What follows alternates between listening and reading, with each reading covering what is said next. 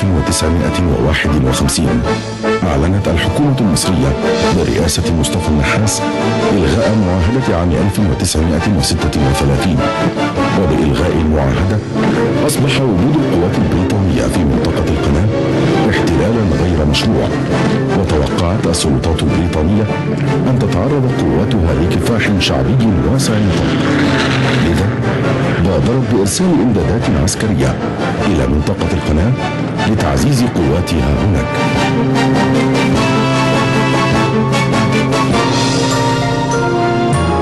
وأيد الشعب المصري بجميع فئاته قرار حكومته بإلغاء المعاهدة بعد أن أدرك أنه لن يتم له الحصول على حريته واستقلاله إلا عن طريق الكفاح المسلح.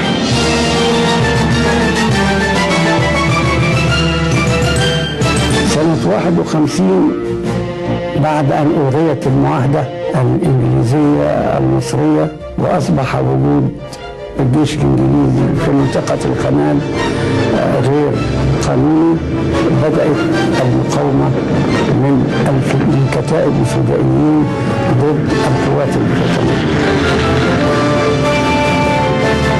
كانت من المهام اللي احنا كنا بنأديها كيف يمكن ان احنا نحصل من داخل معسكر التل الكبير، ولازم انوه بان معسكر التل الكبير كان اكبر مستودع للذخيرة والمدفعية والمركبات والصيانة للقوات البريطانية في الشرق الأوسط.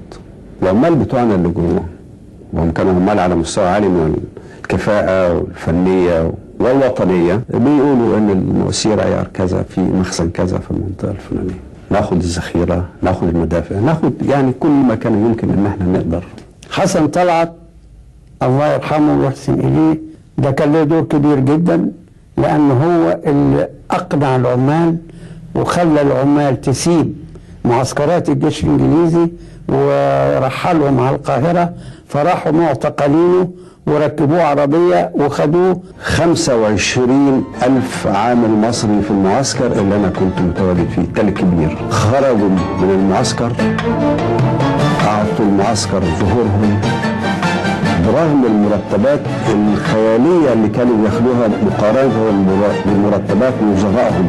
وأضرب العمال المصريون في المعسكرات البريطانية عن العمل بدافع من وطنيتهم، وبلغ عددهم أكثر من 60,000 عامل. كما امتنع المتعهدون عن توريد الأغذية وتأدية الخدمات للقوات البريطانية، وأجبرهم ذلك على جلب احتياجاتهم من الخارج، مما كبدهم خسائر فادحة. بدأت المقاومة من كتائب الفدائيين ضد القوات البريطانية، وبدأوا يهاجموا المعسكرات ويشعلوا فيها النار. أول عملية قمنا بيها كان في شارع محمد علي، تاني مرة ضربناهم في القرش في منطقة القرش، ثالث مرة ضربناهم في مطار أبو سوير.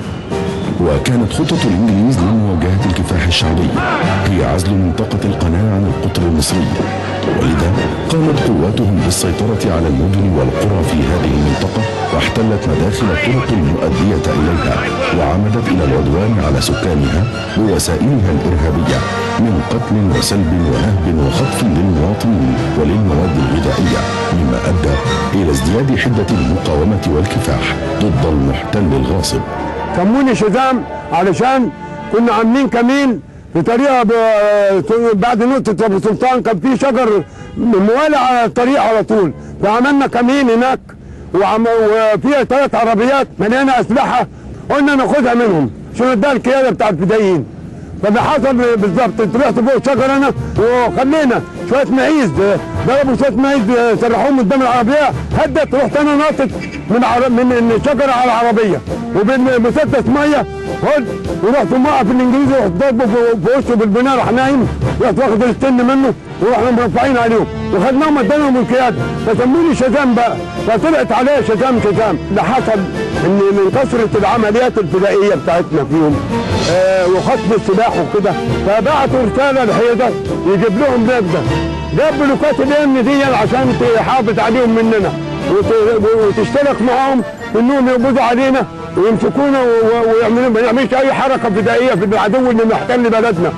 فالوطنيه خدتهم واتحمت رجال الشرطه مع الفدائيين المدنيين معنا في اروع معارك على ما هو مر التاريخ ضد بريطانيا العظمى. كان في ناس ادميه هنا ضباط كانوا بيساعدونا، ومنهم فريد ندى ومنهم كمان رفعت مصطفى رفعت والمرقي وصلاح ذو الفقار وعبد الكريم درويش والناس الضباط القديمه. وكان يسبسها مصطفى رفعت كان اقدم واحد وكانوا بيساعدونا. احب اقول لك ان انا رحت متطوع لتنظيم العمليه. لقينا في كاجواليتيز كتيره بين الاهالي وبين العساكر لان مفيش تنظيم للعمليه. فرحت انا وصلاح دسوقي وصلاح ذو الفقار الله يرحمه وسافرنا بالطياره لان كان سكه مقطوعه بين مصر ومدن القناه كلها. ونزلنا بورسعيد وخدنا مركب من بتاع الصيادين ونزلنا على الاسماعيليه. وكنا ضباط في الكليه فعارفين ازاي ننظم القوات وازاي. فعشان كده قلت الخسائر سواء في الاهالي او فينا. في نقطة إنجليزية الشباب معاهم والجماعة الإنجليز اللي هناك حبوا إن هم يقفلوا علينا. الشرطة اللي كانت موجودة وكانت موجودة في المنطقة دي يوميها الساعة تعاونت معانا لأنها ضربت عليهم وبالطريقة دي ساعدتنا إن إحنا نقدر ناخد عرباتنا ونسوق ويغطونا. وكان مصطفى رفعت بتاع الشرطة بيساعدنا في أي وقت. أول ما نروح نحط الفلوس بيجيبي يقول لي الجدع أنا كومندي أنا شتام كانش فيه كومندي فلوس أنا شتام الجدع أنا معاك وإحنا معاك كلنا في أي وقت يحصل حاجه هننفذك منه. يعني رحنا بدافع وطني لان الاهالي هناك والروح الوطنيه كانت موجوده في الوقت ده. يعني ناس من اخر الصعيد كانوا بيجوا عشان يقاوموا القوات البريطانيه في الاسماعيليه. واشتعلت العمليات الفدائيه ضد الانجليز في الاسماعيليه وبورسعيد والسويس، وامتدت الى المعسكر البريطاني في التل الكبير بالمديريه الشرقيه. وتشكلت من الطلبه والعمال كتائب الفدائيين، ومن اشهرها كتائب خالد بن الوليد ومحمد فريد واحمد عبد العزيز. وتطوع بعض قادة الجيش السابقين لتدريب هذه الكتائب، وكان في مقدمتهم الفريق عزيز المصري واللواء صالح حرب.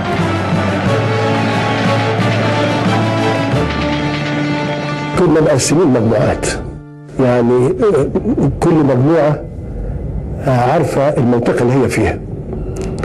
يعني انت عارف مثلا الاسماعيلية في حتة اسمها العريشية وحتة مش عارف اسمها ايه، فكنا ناخد المجموعة اللي هنا هي مسؤولة عن التفجير والمقاومة في المنطقة. البوليس لازم يشتركوا معانا، وكانوا يقولوا لنا هنا في نقط وهنا ما فيش نقط ويرشدونا على اماكن غير دي. طبعا اصبح البوليس مع الشعب بيتعامل مع بعضه وبيغطوا علينا. وكان قبلها بقى بالنسق